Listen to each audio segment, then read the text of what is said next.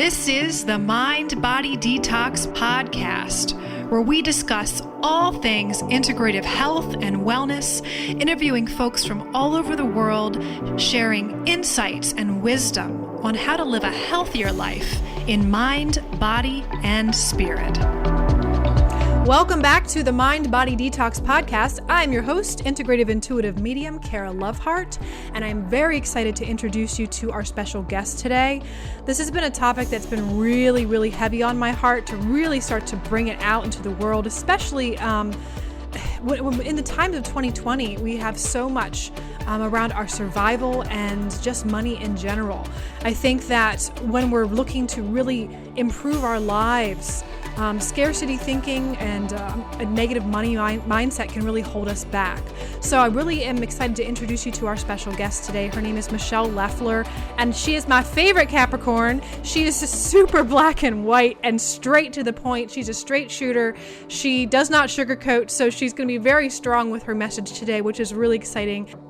And she was really geeking me out. We were laughing a lot and really covering this topic from a serious standpoint, but also just some of the ridiculous things that come up when we have a scarcity mindset. And I also want to apologize about the quality of this episode. We did run into some connectivity issues, so it's too good of information for me to just trash it. So I wanted to just apologize up front that we have some of the in and out with her voice, but I promise you our upcoming episodes will not have that, because I am grateful I have a new platform that will be helping me when I record my special guests. So thank you for bearing with me and enjoy the episode.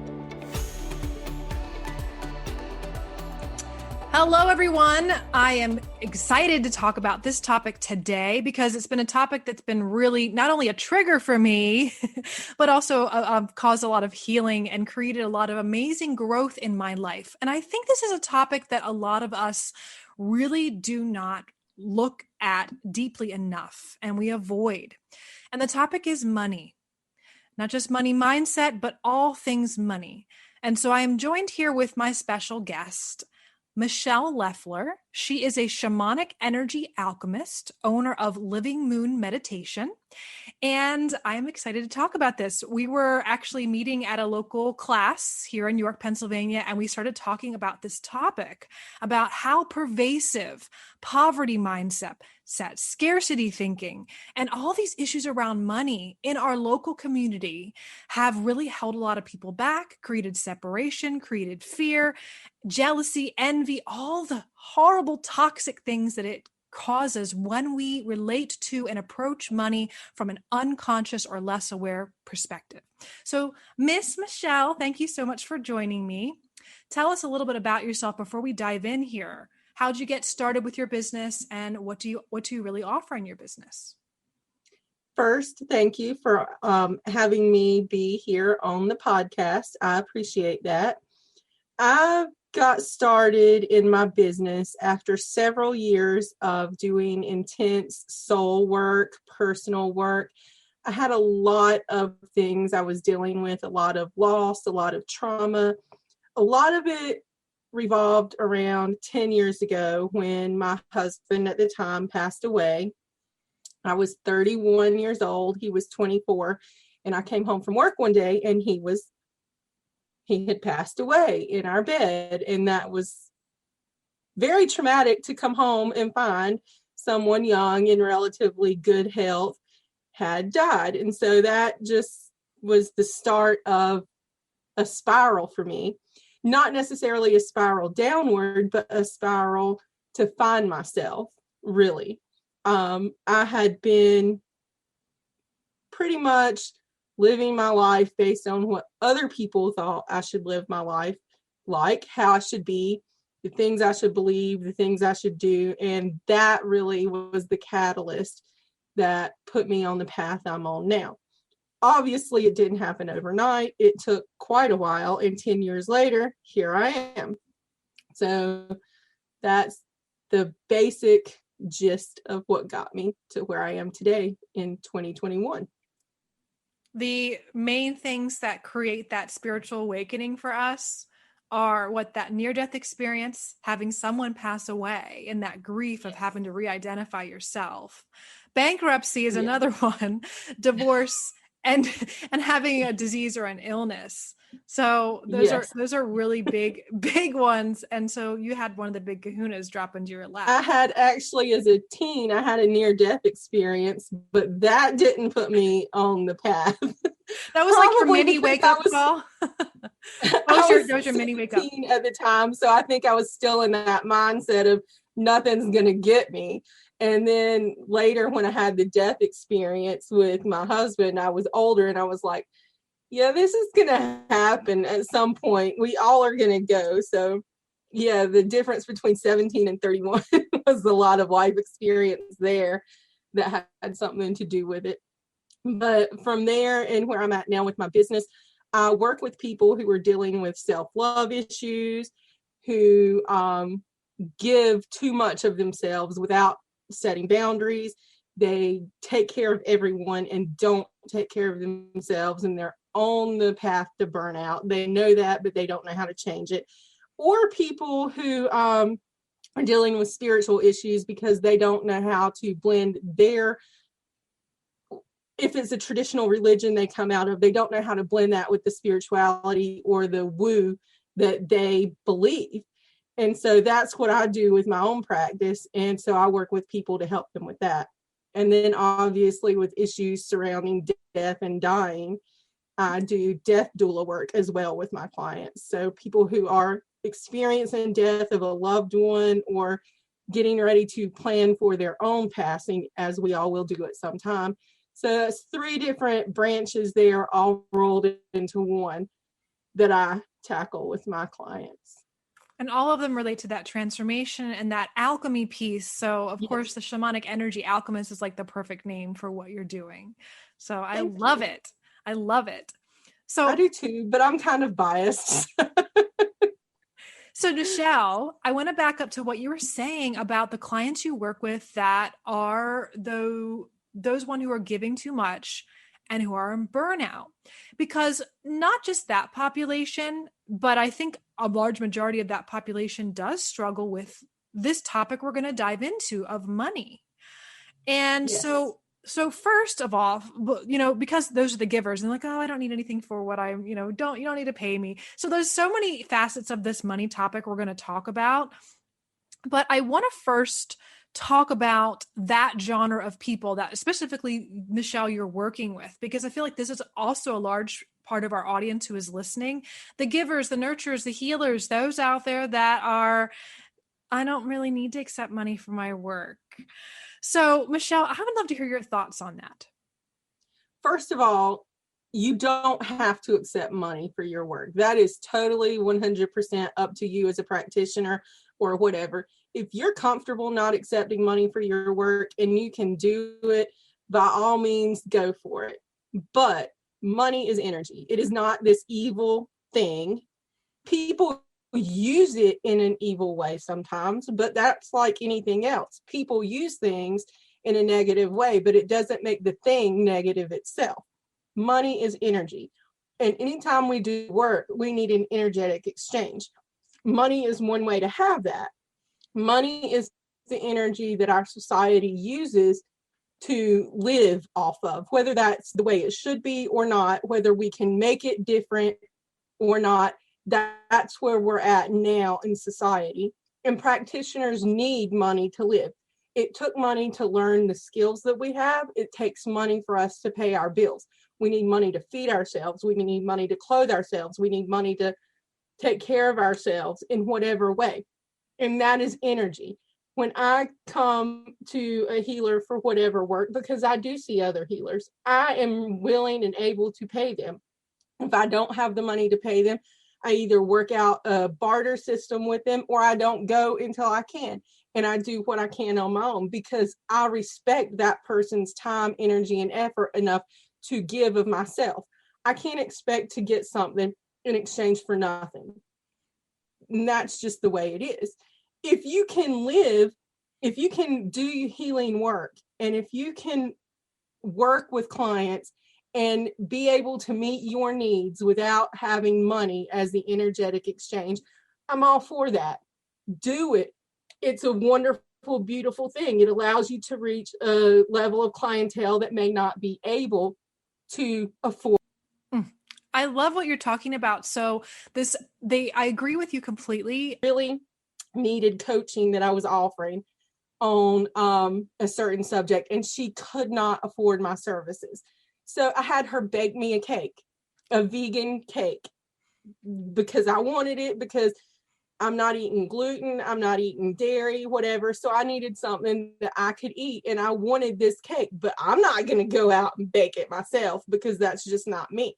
Money is a form of energy and energy exchange. And it's interesting because we definitely put value in different types of energy. So an energy exchange could be money. We could value that. It could be a trade. It could be time with other people.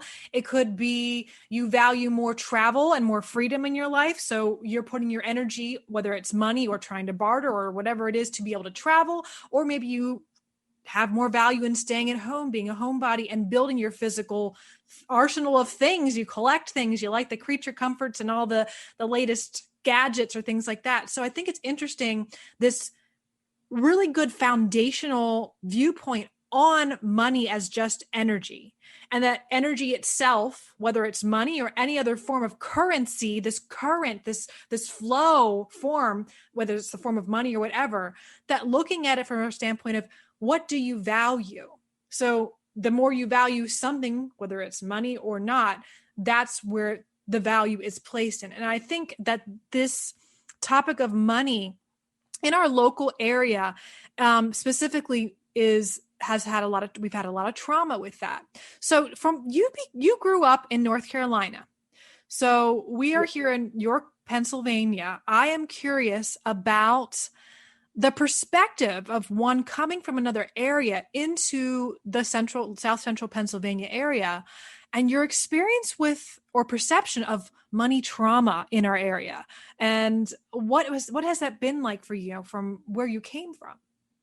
Money trauma, or a money wound, is an issue that a person has surrounding money, whether it be receiving money, feeling like money is never going to be in abundant supply, there's never enough money, whatever that negative outlook on money is, it is considered a money wound or money trauma. And for a lot of people, it is one of two things. One, there's never going to be enough. I'm always going to be without, a serious lack mindset.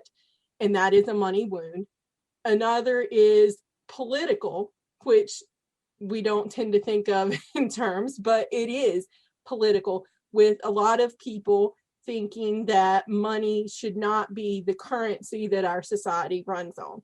Whether or not I agree with that doesn't matter, because as I said a moment ago, that is what our currency is, what our society does run on at this time. And so if we ever change that is one thing, if we don't is another. But at this point in time, that's what our society runs on. And so taking what we run on now and using it to combat to where you want to go creates a negative aspect with where we are as people right now.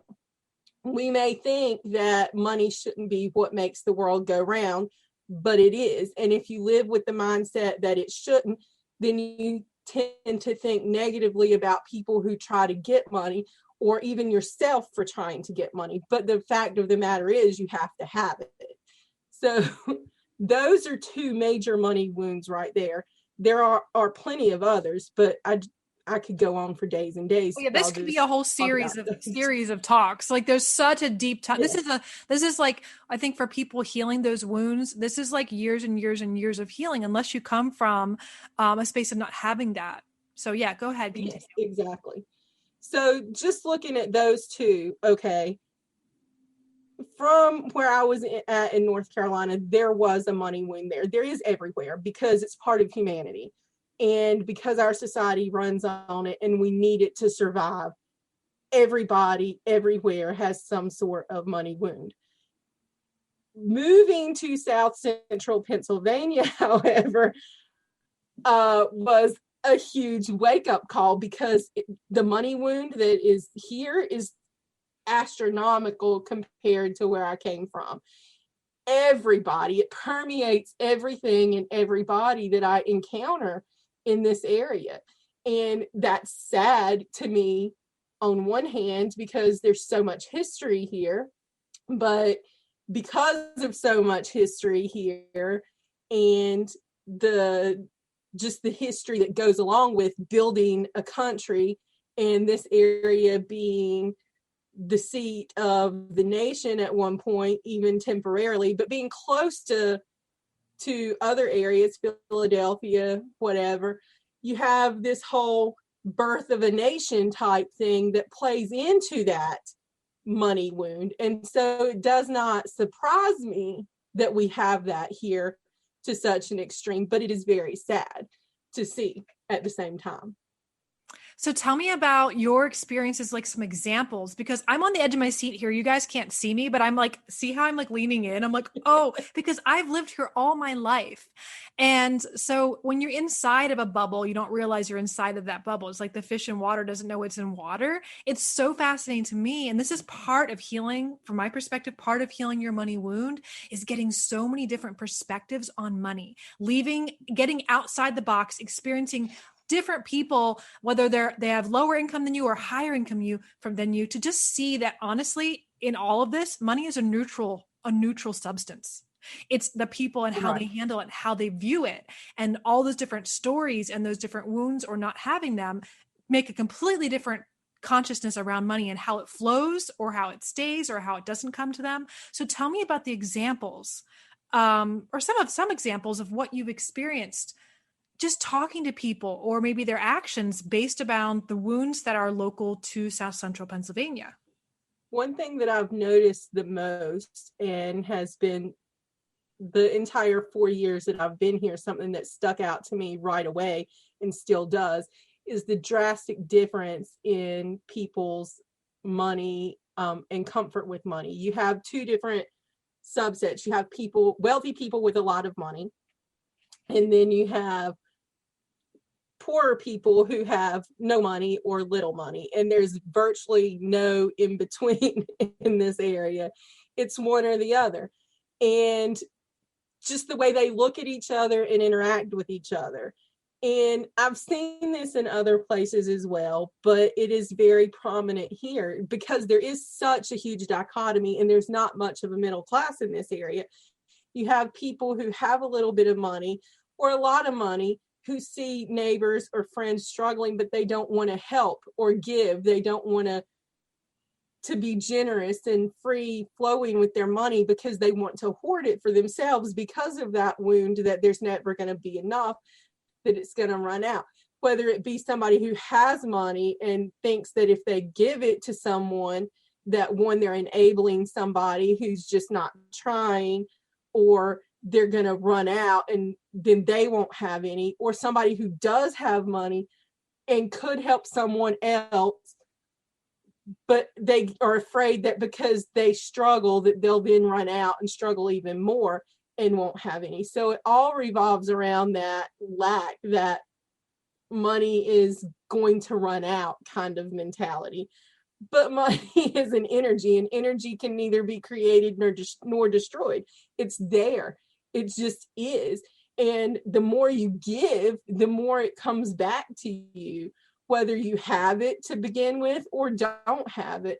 Now, I'm not telling somebody who literally can't pay their bills to go out and help your neighbor down the street who also can't pay their bills. You have to be smart with it. But if you have the ability to help somebody, and it's not going to mean that you can't pay your heat bill or you can't put food on your table, then help somebody, because you're going to get it back in so many ways. Absolutely. So I'll tell you a quick story here about my family and their backgrounds. My grandfather was of the philosophy that if you have a penny in your pocket, that's a penny that you can give away. Right. So I know that my family was brethren of background. They're very, very modest, of course, in the way that they live. But what's really interesting is from the stories I've heard, even my grandparents were so generous. In their generosity, they became more wealthy and they became the haves in contrast to the have-nots. Right. And they were all about love, preaching love. Let's serve people however we can. So it's interesting, in my family lineage, we have this pattern of this history of sharing, of giving anything we have that we want to give. And if we have something to give, we're going to give it. And then, of course, receiving in return. But what's really interesting in the land of haves and have-nots, even if you're giving out of generosity, even if you're giving because you have something to give and you gain more in return, what's so fascinating is seeing this envy and jealousy grow.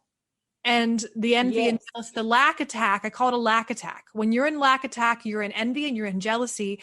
And then your flow with currency or money or any sort of physical resources gets cut off. And it's interesting because the more you're envious and jealous of the people, whether they're corrupt or not, it's interesting to me. If they were not, you would think, oh, they're good people, because most of our issues around money a lot of times is corruption. But some people can't even be happy for people who are wealthy or have more to give away, and they're doing it out of the kindness of their heart and not hoarding it. So I'd be curious about that. Michele, what are your perceptions on that? Because that's part of my story currently, even to this day. I'm going, I guess I inherited it from my family. It's in the lineage there. Yes, and I think that is also something that is very endemic in South Central Pennsylvania, is the jealousy and the greed, and by greed I mean of the people who are jealous, because these people in general, from what I've noticed with my interactions with people, are the ones who are jealous of someone else's whether it's perceived or in reality.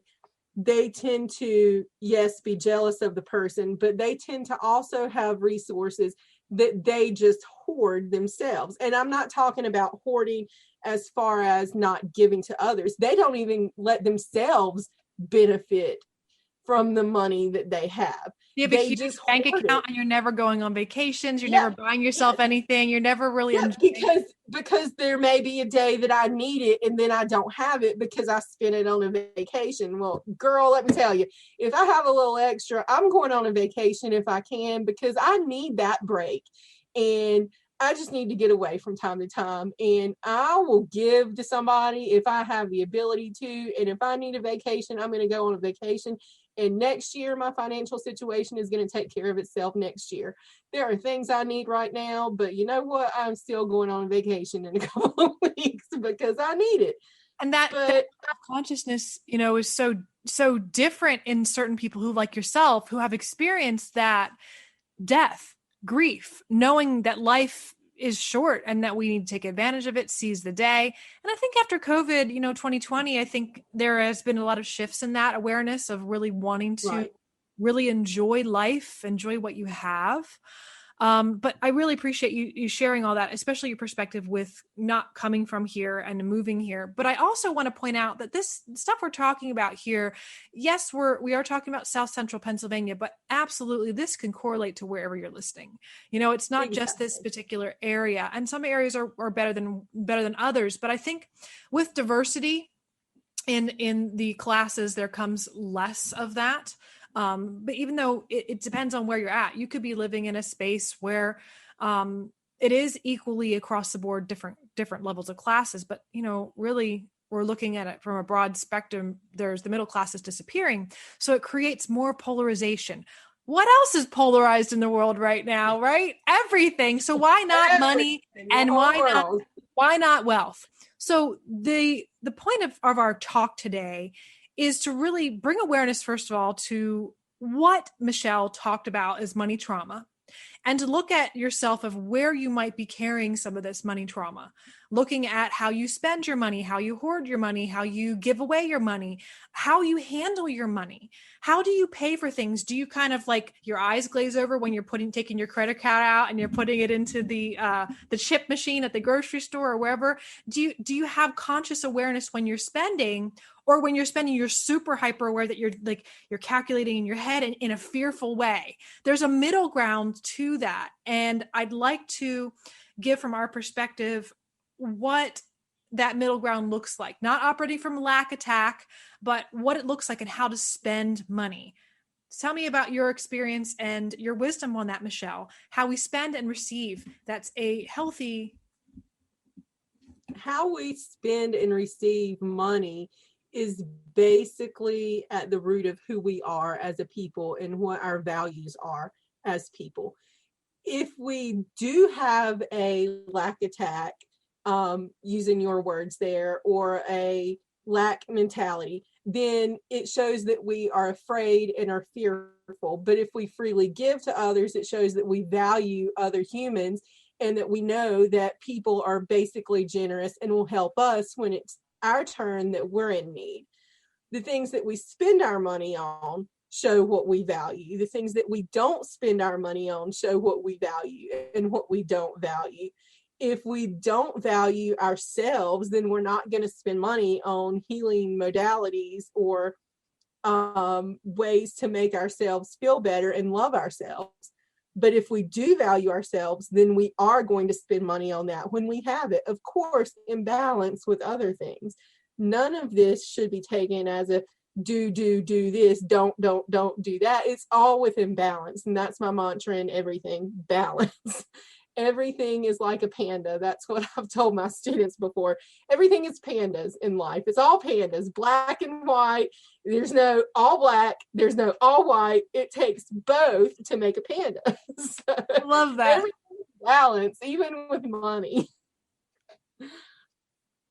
I completely agree. And I think what I love to look at in my perspective as well is that there is no good or bad necessarily.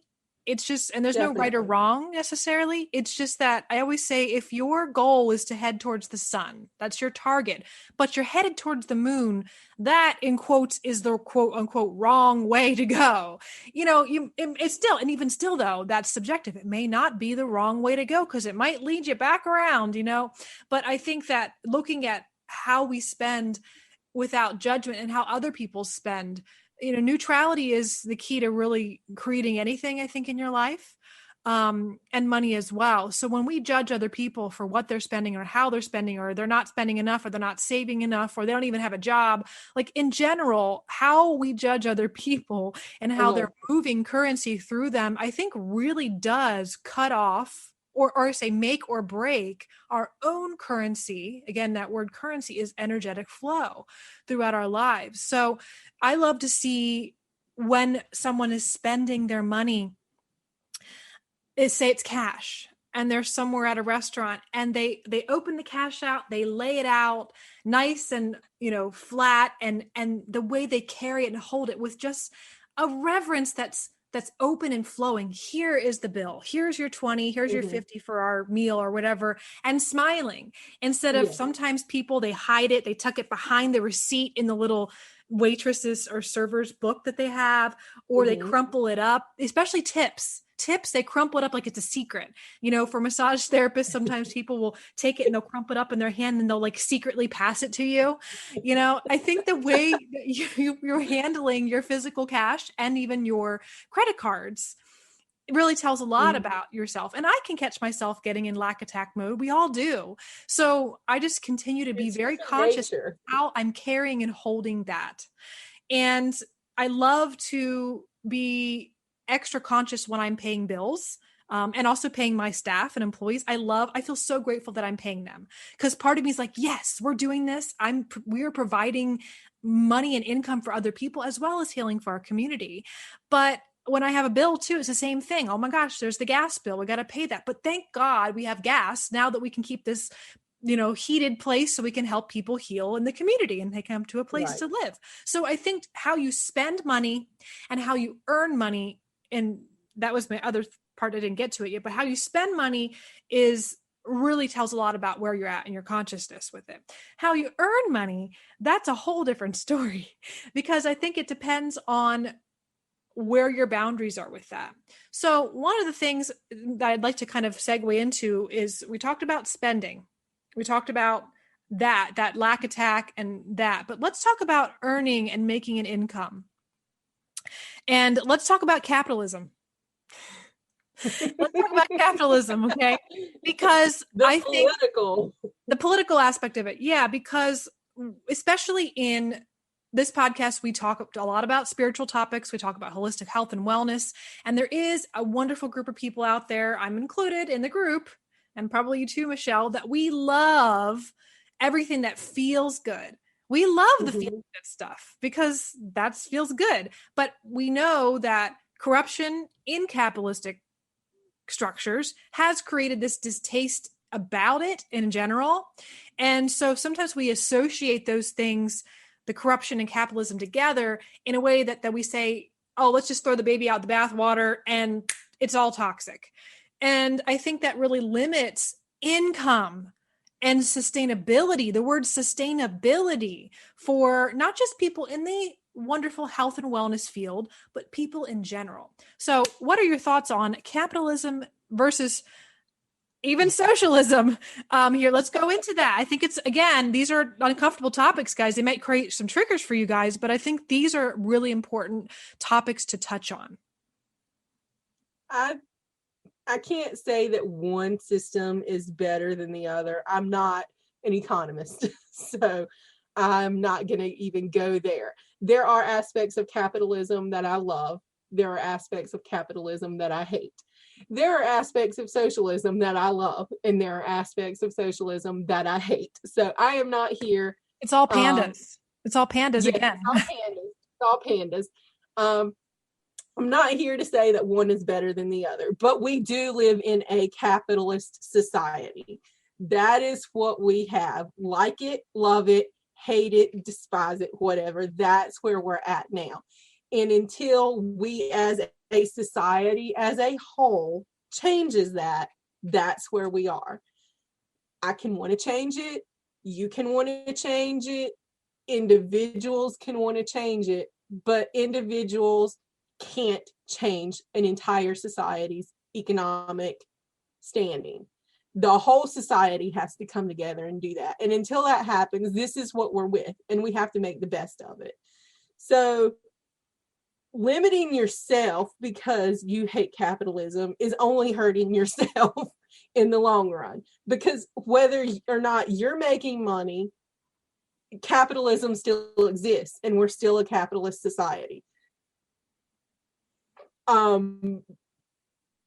Bashing other practitioners because they charge for their services, and that's something that's happened to me here in central Pennsylvania, being attacked because I charge money for services. If you don't charge money for services, good for you. Have at it. I love you. Be blessed. I wish you all the best in your business, but my business can't exist, and I can't live, and I can't support myself and my family by not charging money. And so judging me for that is not changing the fact that we live in a capitalist society. All it does is put out negative energy from yourself and put negative energy on me for only doing the best that I can do to take care of my family and to help others.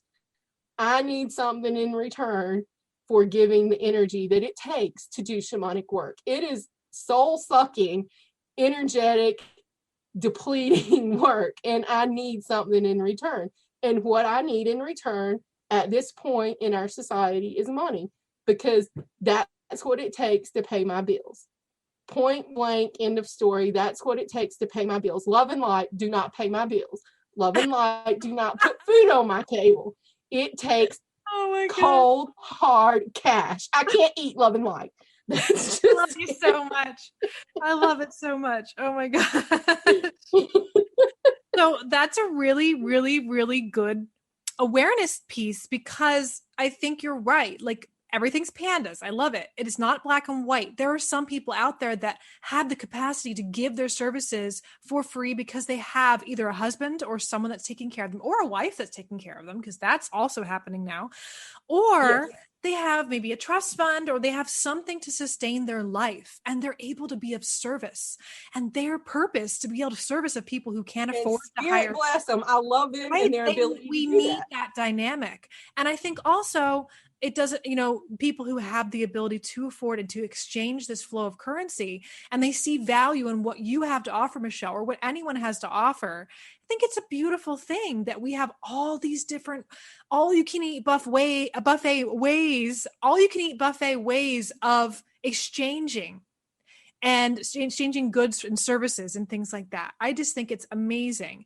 And it goes back to the point of, there's room here for all of us as practitioners. We can't have too many of us, because if somebody can't afford my services or your services, then they can go to the person who doesn't have to charge because they have another way to meet their family's financial needs. And so we can be doing the exact same service in the exact same way and reach a buttload more people than any one of us could do alone. So I think that's beautiful too. But it takes people who charge money and people who don't charge money. But what gets me the most out of all this is the ones that are the judgmental people about it, who criticize me and other healers for charging money because we're causing trauma, yet they sell products that they sell for cash, for money. And I'm like, isn't that the same thing? If you're going out in the wherever and you're digging up crystals out of the earth and then you sell them for money, how is that different than me? If you're growing herbs in your backyard and you pick these herbs off of a bush and then you make a tincture or whatever and you sell it for money, how is that any different than me? It's not. It's the same thing. It's still money. And I've had that happen with people, and I'm like, until you give me your product for free, then don't talk to me about charging money for my services. Because it's the same thing. Absolutely. Yeah, because there's that energy that goes into it. The energy is getting transformed into a dollar, or now cryptocurrencies, if people are taking those. So there's so many different ways to do it now, which is so fun. And of course, barter too. But I completely agree with you. You have this energy exchange. You're putting energy to making a product, to growing the plant, to cutting it up, to bottling it, to labeling it, to marketing it, to all the things you do. And then, of course, as a shamanic practitioner, there's so much energy that goes in that, honestly, until you do that type of work, some people don't understand why people charge so much when they are a shamanic practitioner, if they need to, for their mode of operation. Again, there's people that can do it without that. It's something that is an interesting perspective, because you are processing a lot of emotional and spiritual energy that, unless you're an energy sensitive, you may not understand. But I think maybe here's a good analogy for it. You can go to work for $1 an hour job, $12, $14, $16, $20 an hour. And maybe you're a landscaper, or you do a lot of physical hiring, it's physically exhausting. That's one thing, because your body takes the toll. So you're exchanging value that way. You're putting out energy and you're getting it back in a different form.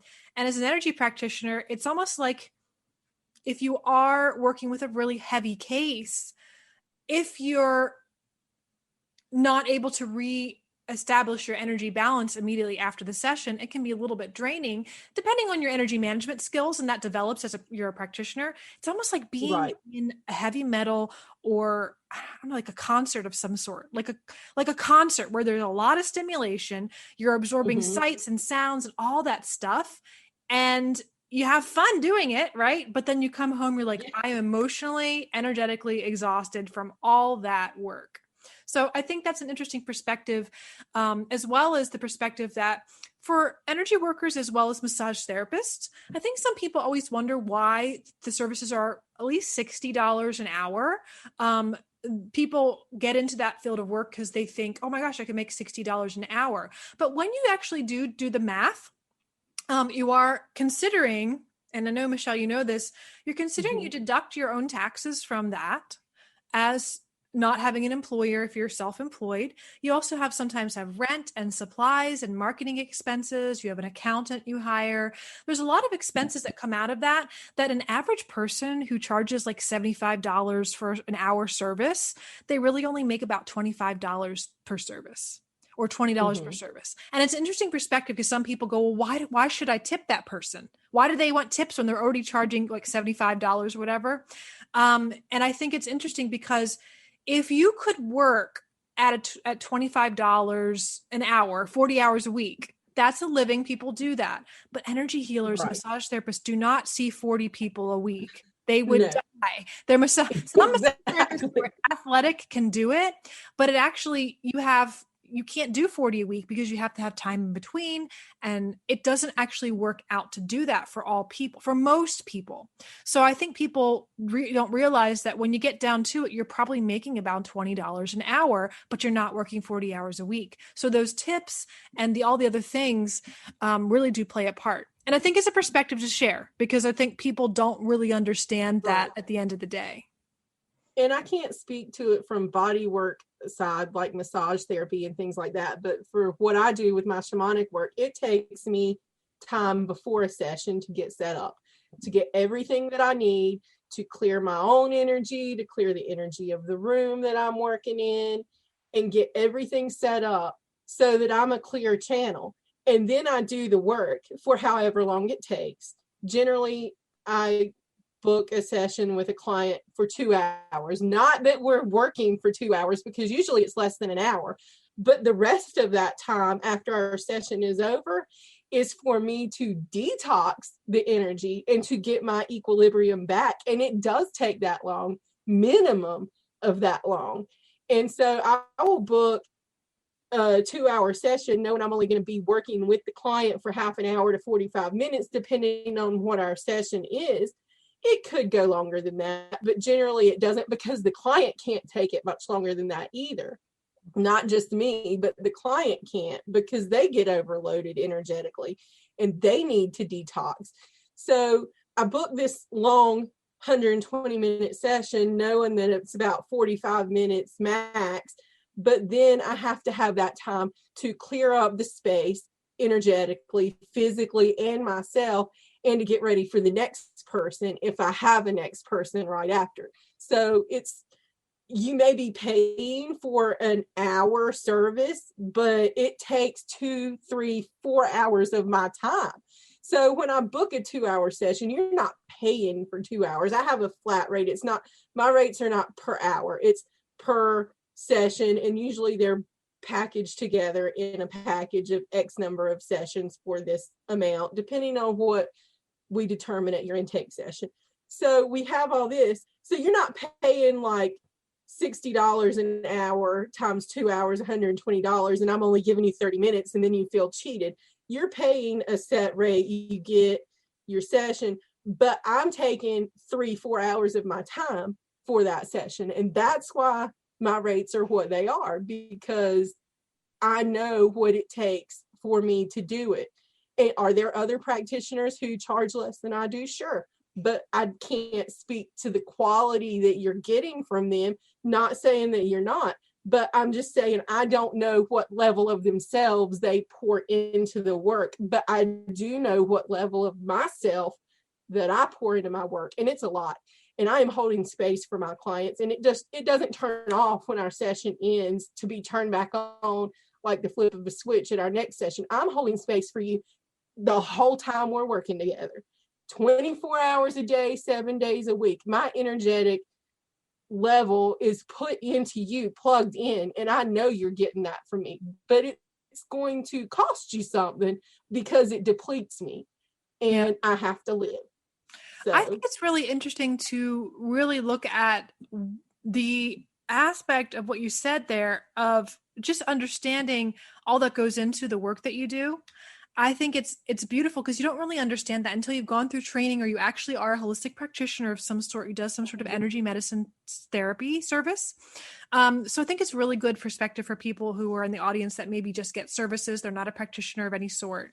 But also, I think it's interesting with this concept of the free market.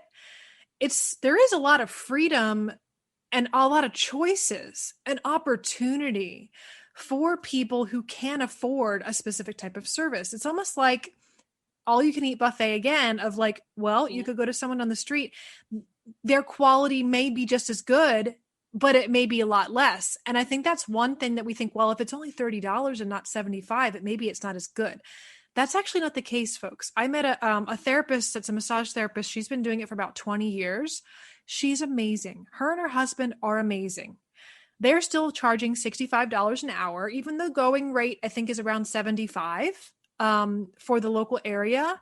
And that's just what they charge. And it's not anything wrong. It's not good. It's not bad. But it's something that's just how they're placing value on themselves. Now, again, this goes back to this perception of value. Like, I perceive her worth and how good she is at what she does, especially trying a lot of different massage therapists out. I'm like, wow, I would pay $120 an hour to see her because she's that good. So, but she doesn't see herself. I told her, hey, you really, and that's okay. And that's one of two things. And what made me say this is you said that's how she sees herself. It's either A, she has the ability to charge way less. Yes. And so she wants to pass that on to people who can't afford higher price services. Exactly. God love her. God bless her. Hope she does well. Or it's a money wound and she doesn't value herself and her service at a high enough price. I'm not saying that's the case. I can't, because I don't know anything about her, but it's one of those two things. Right. And that brings us to the next topic, exactly segueing what we were going to talk about, is deserving and worthiness. But first, just kind of to cycle back through that free market, this ability to have, there's no one dictating for whatever service you do. You cannot charge more than, within a $5 amount of each other. You have to charge the same amount, because in other places, that's how it is. That's how things are set up in the monetary system.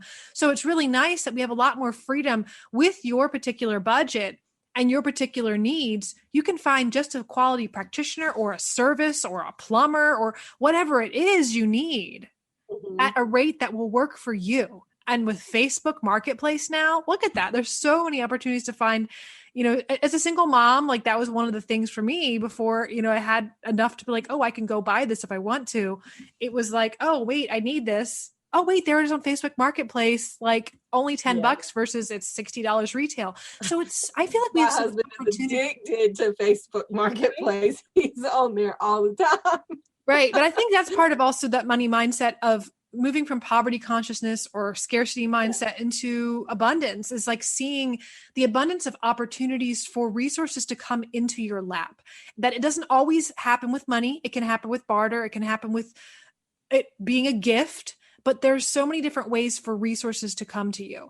And I think deserving and worthiness are really foundational for any of them, whether it's money or not. And before we segue into the deserving and worthiness, I will say just one example, a pretty big example. For when we started Firefly Hollow and we bought the property, there were potholes in the road the size of the Grand Canyon. And it would be very dangerous to have people walking maybe at night back to their cars in the parking lot after a massage and being relaxed and falling into the holes and hurting themselves. So it was a big deal. And I thought, how are we going to pay for a new road, to pave a new road? So, of course, the scarcity mindset, the lack attack goes, oh, my God, that's like $30,000 or more to pave a road. I mean, just paving a parking lot, like your driveway is like 10 grand. So we're like a whole parking lot and this whole road. How are we going to do it? So I don't know if you had moved here yet, Michele, but we put it out there. I was like, look, this has just got to happen. If we're going to help people, if we're meant to help people, the resources will come along. We'll continue to save for it, but we'll find some way to make it happen. About a week later, we got a knock at the door from the Columbia Gas Company.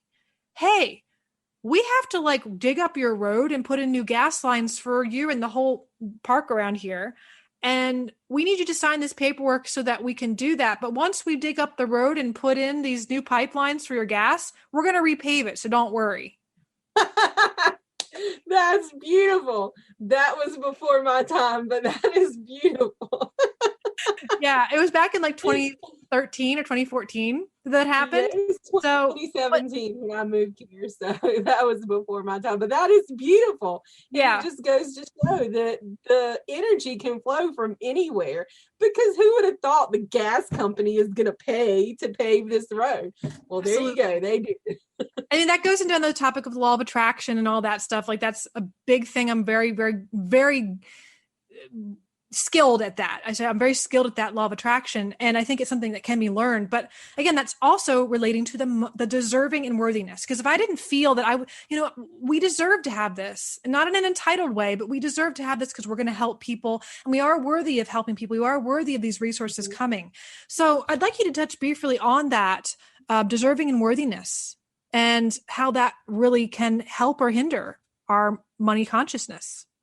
Self-love is the key there. If you don't love yourself, then you're not going to think that you're worthy of receiving and having your basic needs met. And if you do love yourself, then you inherently see the value and the worth in your being and in your ability to make your ends meet every month and have some left over. And that's basically what it's about, is self-love. But it's an energetic thing there in that. And it works that way because people who struggle with self-love often don't attract abundance to themselves because of that energy. You're vibrating at one energy level, and the energy of money is going to be attracted to itself. And scarcity is going to be attracted to itself. So abundance has a high vibrational energy, as does self-love. Self-hate or lack of self-love is a low vibrational energy, as is poverty and lack. So low vibration matches with low vibration, and high vibration matches with high vibration. And you can't sit here and be at a frequency, super high frequency, and attract low frequency energy of lack. It doesn't work that way. Physics tells us differently, and it's basically science. Everything is science here. You can't necessarily go and read in a science textbook about the law of attraction, but it's the same thing. It's physics. And you can't be vibrating at an energetic level of lack and attract abundance, because the high vibration of abundance is not going to be attracted to the low vibration of lack. It doesn't work that way. So it's all physics, it's all energy, and it's all self-love or lack of self-love. So love or fear is always the foundation for everything. And what Michele said, that worthiness is really the more, in every choice, are you loving yourself? And the more you can do that, the more you gain that self-love, that self-esteem, that worthiness, that deserving. And if you don't believe in the law of attraction, just look around. Because maybe it's something that people are skeptical about, but at the same time, if you look enough, if you watch people enough and watch your own self, you'll find there are people that no matter what happens, they just bounce back. They lose something. Oh my God, they got a windfall again. How come they're so lucky? We really write it off as some sort of supernatural, or not supernatural, like they're just lucky, or we write it off as that. And there is something about those people's personalities tend to be more optimistic, tend to be more positive. They tend to be in more higher vibration, like Michele said. So I think that those are really big places to start. Looking at how you're spending your money. Are you letting that cash fly free, open? It's out there waving at everybody and saying, yes, I give you money, my waitress or server or cashier. And how are you receiving money? So this podcast has so many different layers. We have so many more topics that we could go into. We really did have a whole bunch, like a much more longer bullet points to kind of touch on, but we'll have to touch back on that. But I want to just move forward with the final questions of the show. And these are my rapid fire questions, Michele, that I ask all of my guests. So we're going to start with them and give me your quick answers. All right. What are you completely obsessed with right now in the world of wellness? Money is what I'm obsessed with right now. Yes. Money, because it takes money to make the world go round. And I know there are a lot of people that are going to listen to this and cringe at the fact that I just said that, but hopefully that number is a little less now that we talked about this. But that is what I'm on fire for right now and about right now is money and practitioners and healers having the money that they need and that they're worth.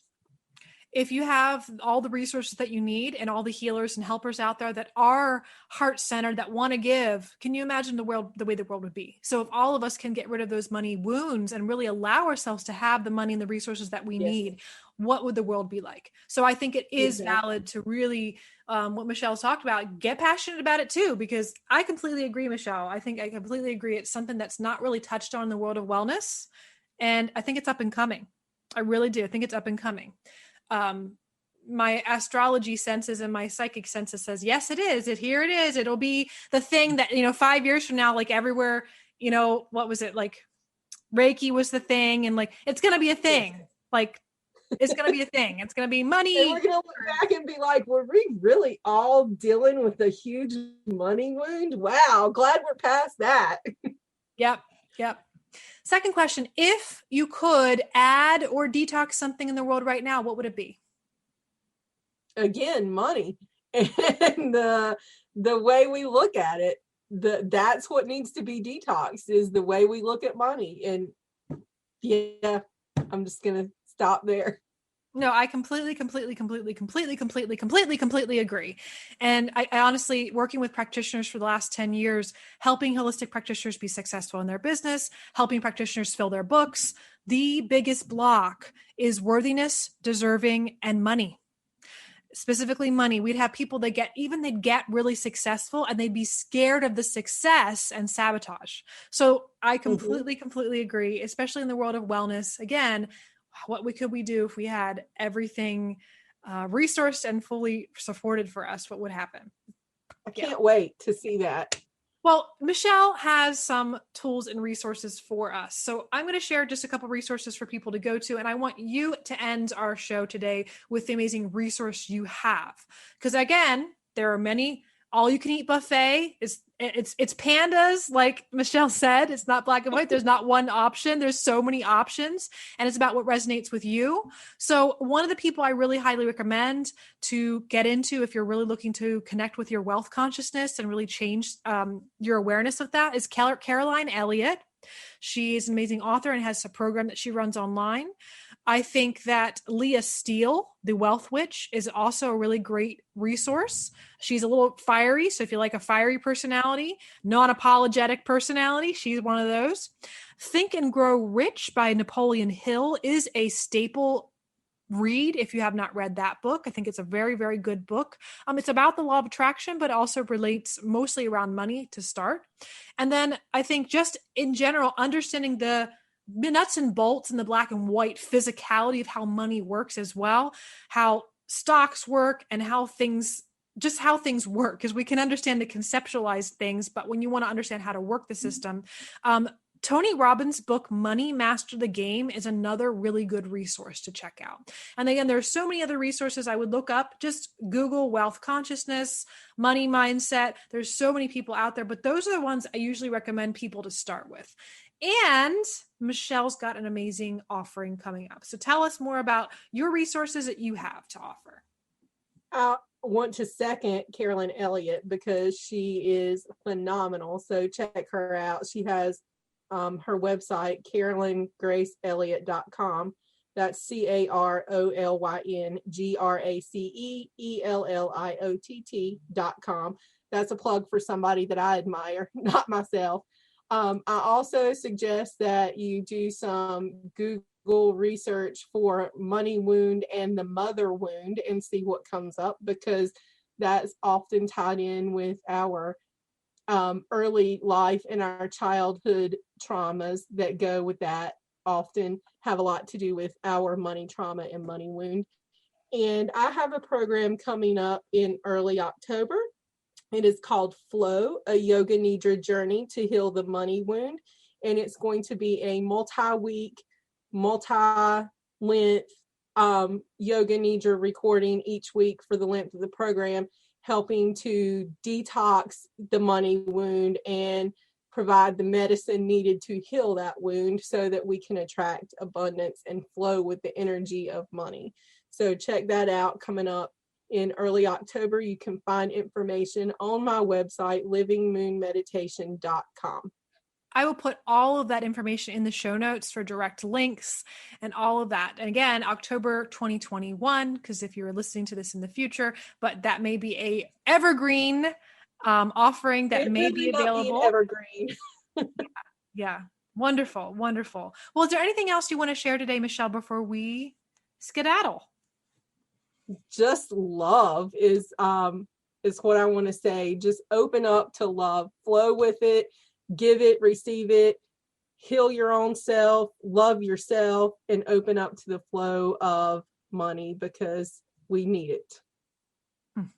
Thank you. Thank you. Thank you so much, Michele, for joining us. I hope you guys are in the flow. Check out Michele Lefler's program, Living Moon Meditation, Flow, a Yoga Nidra Journey to Mastering Money, correct? Was it the right title? To heal the money wound. Heal the money wound. I'm sorry. Yes, we'll have that in That's okay. But you guys definitely check that out, and we wish you well until we see you next time. Thank you, everyone. Bye. Thank you for listening to the Mind Body Detox podcast. We wish you wellness and health in your mind, body, and spirit. And be well until next time, my friends.